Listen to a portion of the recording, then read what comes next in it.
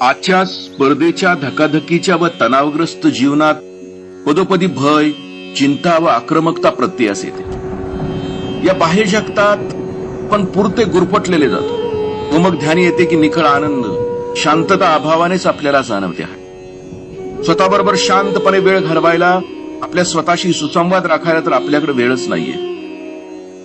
यावर उपाययोजना म्हणून काही जण आपल्यापैकी धार्मिक स्थळांना भेटी देतात अथवा एखाद्या गुरुजनांच्याकडे जातात, पण सहसा असे दिसून येते की ते तेथील बाह्योपचारामध्ये अडकतात किंवा विशिष्ट संप्रदायाचा घटक म्हणून घेणे यातच आपली सुरक्षितता शोधू पाहतात।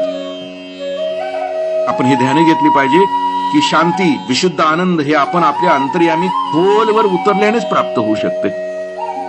आजच्या गुंतागुंतीच्या आयुष्यात बाह्य परिस्थिती तर आपण बदलू शकत नाही, मात्र आपण आपल्या सवयी, चुकीच्या धारणा, आपली कार्यप्रणाली याबद्दल सजगता निश्चित